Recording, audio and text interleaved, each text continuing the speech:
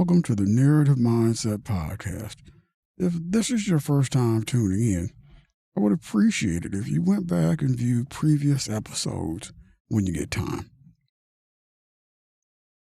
There's a difference between being loved and being valued. Though often it takes you to hear it. Love is soft, steady, unearned.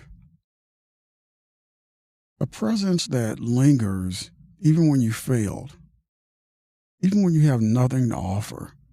Value, on the other hand, is sharper. It comes dressed in smiles and applause. But underneath, it's a transition. It measures your worth and what you can produce, what you can deliver, how useful you are to someone else's story. Most of us grow up not knowing the difference. We take that we're given and we take that and we call it affection. Grateful for attention, even when it arrives with strings attached. But time has a way of teaching subtle lessons. Start to notice the shifts, the warmth that only shows up when you're shining, the sudden interest that follows a hint of success. The people who once looked past you now remember your name. They ask, how you been? But what they really mean is, what can you do now? And maybe it's not malice, just the quiet gravity of human nature. The pull toward whatever seems to glow. Still, the realization stings. It makes you wonder how long you've been auditioning for love in a world that only rewards proof. Every once in a while, someone forces the truth into focus. A moment of visibility, a sudden success, a light bright enough to make everyone look. And in that glare, the faces appear, the ones who've always been there, and the ones who've just arrived. That's when you start to understand which kind of love you've known all along.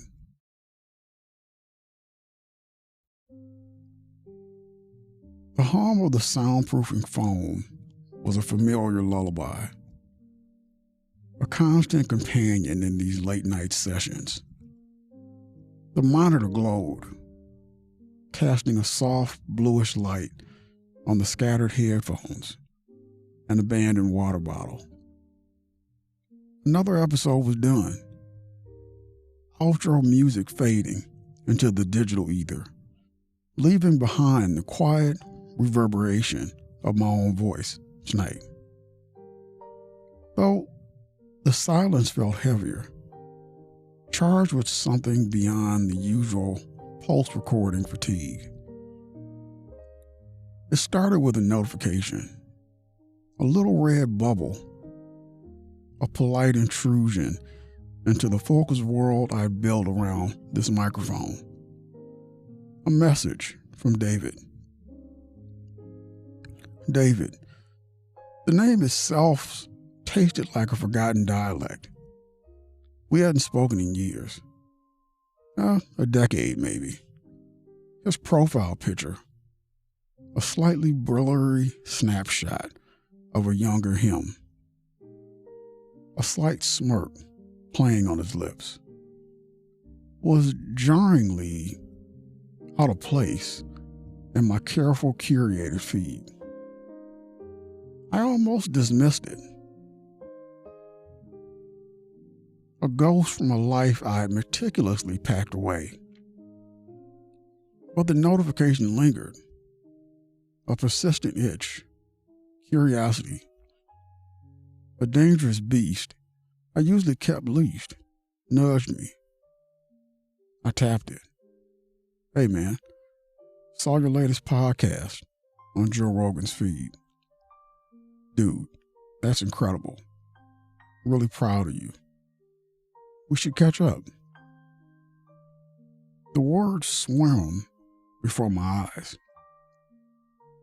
Proud of you. Catch up. It was so casual, so familiar,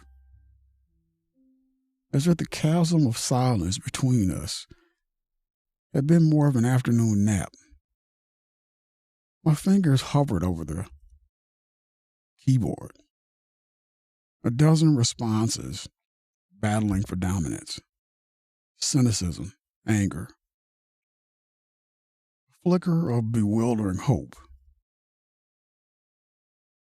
I had grown up in Detroit, a city that understood grit, a city that respected the hustle. It didn't offer solace for vulnerability, but applause for resilience. And more often than not, it demanded proof before it offered anything resembling affection. I learned early on that being useful was the closest I'd get to being loved. A chore done, a tool lent, a problem solved. These were the transactions that earned me a nod, a brief moment of regard, love. I suspected was a luxury reserved for those who didn't have to fight for every scrap of notice. David was a part of that past, a fixture in the landscape of my younger, less visible years. He was one of those people who had always seemed to have figured it out effortlessly, navigating the social currents that left me feeling like I was drowning. He was a friend of sorts, the kind you have when you're young, before the world carves you into different shapes. We share laughs, late nights fueled by cheap beer and grand impossible dreams. And then, as life tends to do, we drifted. I'd been too busy trying to claw my way out, too consuming by the quiet desperation of being unseen. He'd been elsewhere. The message sat there, a digital olive branch extended from the land of what ifs. I remember the times I reached out after a small success, a good grade, a particularly well executed project at work, and been met with lukewarm responses, barely registered acknowledgments. It was as if my achievements were personal affronts, inconveniences to the established order. But now my voice, amplified by a platform that reaches millions, suddenly commanded attention. Saw your latest podcast on Joe Rogan's feed. The mention of Rogan's feed was the key, of course. It was the patina of success, the glitter that suddenly made the old metal gleam. It wasn't my story, my years of honoring my craft, the countless hours poured into crafting narratives that resonated. It was the reach, the visibility, the fact that I was now someone worth noticing. I leaned back in my chair, the worn leather creaking faintly. The studio, once my sanctuary, my fortress against the noise of the world, suddenly felt like a stage, and I, the performer, was seeing new faces in the audience. Faces that hadn't been there when the house lights were dimmed, and my voice was just a whisper. This wasn't just about David. It was about a pattern. a recurring theme in the tapestry of my life. The subtle shift in tone from acquaintances when I mentioned my job at the grocery store versus my podcast. The sudden surge of interest from distant relatives after a local news story highlighted my work. It was the warmth that bloomed on faces that had previously been cool and distant. The enthusiastic invitations to events I'd never been considered for before. It was the difference between being loved and being valued. A distinction I was now acutely aware of. A phantom limb that twitched with a dull ache. Love, I'd always imagined, was conditional, a bedrock of acceptance, a quiet understanding that you saw, flaws and all, and still chose you. It was the warmth of your mother's hand on your forehead, the unwavering belief in your eyes from someone who knew your deepest fears and embraced them. Value, on the other hand, was transactional. It was about what you brought to the table, what you could offer. It was about your utility, your potential, your status. And lately, my value had skyrocketed. I started to trace the lineage of these past encounters. The older cousin who'd always treated me like a third-class citizen, suddenly eager to reconnect after seeing my name in a national publication.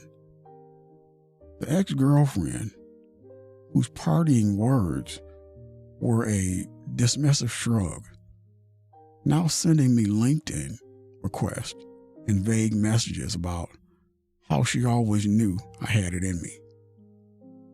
It was a chorus of belated affirmations, sung in key of my newfound success. The feeling wasn't entirely unpleasant. There was a certain vindication in it, a quiet triumph. It was proof that the work had paid off, that the persistence had been rewarded. But beneath the pride, a bitter current flowed.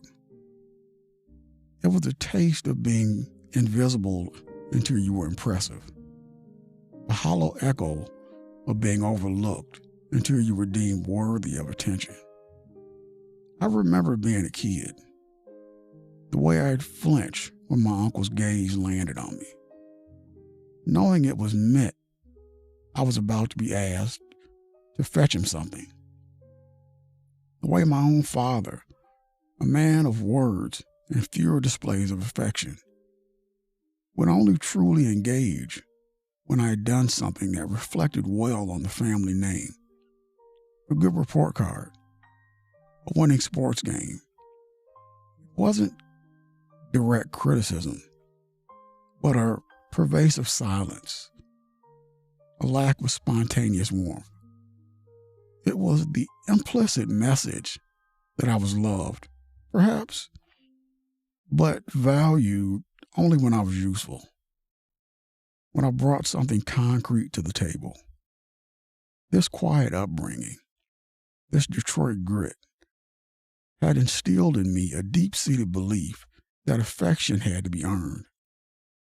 It wasn't given. It was a reward. And for a long time, I felt like I was perpetually failing the test. My podcast wasn't flashy. It was just honest.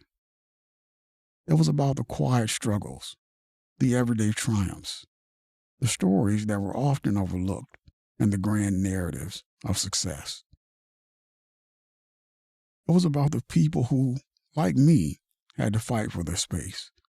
And slowly, steadily, it found an audience that seemed to resonate with that quiet sincerity. The Rogan mention was a tipping point, a catalyst. It was like a spotlight had suddenly found a dusty, forgotten corner of a room. And now, people who had never known the room existed were peering in, marveling at what they found. I started typing a response to David. "Yeah, it's been a wild ride. Good to hear from you. What's up?" I kept it brief, non-committal.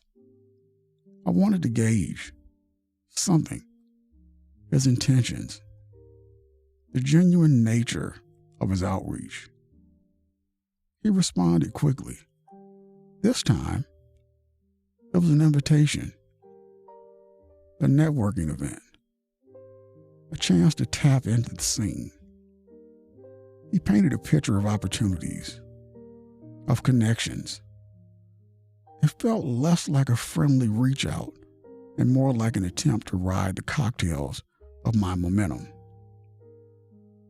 And that's what hurt. It wasn't just David. It was the realization that the people who were suddenly reappearing in my life, the ones who were showering me with praise and nostalgia, were the same ones who had been absent during the years of struggle. They hadn't been worried about me. They hadn't been cheering me on from the sidelines. They had simply been waiting for proof, waiting for me to become someone they could associate themselves with. It's a strange thing, this public validation. It opens doors, offers opportunities, and undeniably provides a sense of accomplishment. But it also forces you to confront a stark reality. Who was there before the doors opened?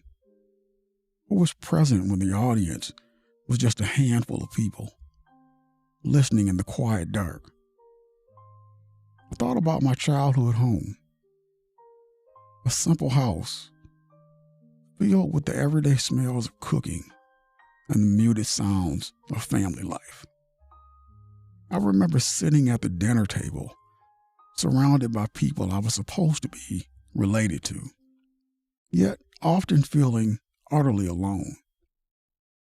I would contribute to the conversation, offer my thoughts, but the responses were often perfunctory. A polite nod before the conversation moved on. It was as if I was just a piece of furniture, present but not truly engaged. My worth seemed to be tied to my role, the quiet child, the helpful sibling, the diligent student, not to the essence of who I was, the burgeoning artist, the storyteller. Detroit shaped me in profound ways. It taught me resilience, the value of work, and the importance of not expecting handouts. But it also, perhaps, taught me that love was a commodity to be earned, not a birthright to be cherished. A lesson I was now unlearning, or at least questioning. With every new message, every resurfaced acquaintance, the studio felt colder now. The hum of the equipment was no longer a lullaby, but a mechanical drone, a reminder of the engine that had brought me here. I looked at the microphone, the silent witness to so many hours of my life. It had heard my doubts, my frustrations, my small victories. It had been there, a constant, unwavering presence. Long before the likes and shares and follower counts mattered. Was it possible to be truly loved by people who only saw you after you become impressive? Or was this something else entirely? a form of admiration, a respect for achievement, a valuing of what you had built. The distinction felt critical because if it was the latter, then the foundation of these relationships was built on shifting sand. What happened if the momentum slowed, if the audience dwindled? Would the same people who were now so eager to catch up disappear back into the ether, leaving me once again in the quiet hum of my own making? I thought about my parents. Did they love me?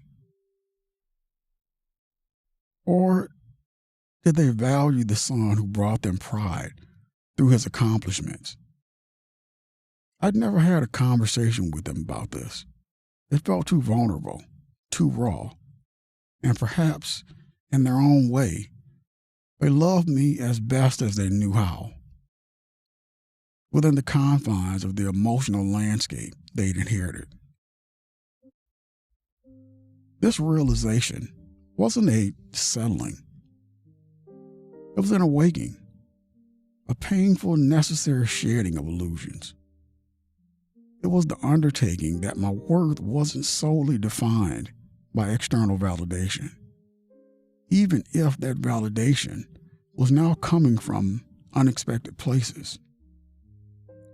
My identity was not a product of my success, but the sum of my experiences, my choices, my quiet persistence.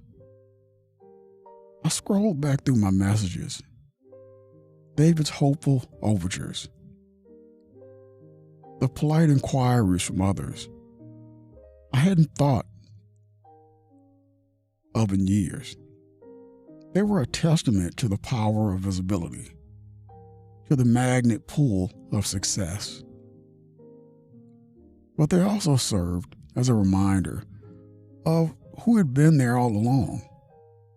The few true friends who had seen me, supported me, and loved me not for what I had built, but for who I was. Even in the shadows, that love, the quiet, enduring kind, was the true wealth. I closed the message thread without responding to David, not out of spite, but out of a need for clarity. I need to understand what I was being offered and what I truly valued. The hum of the equipment continued, a steady, tireless rhythm. There was a sound that had been with me through the quiet years.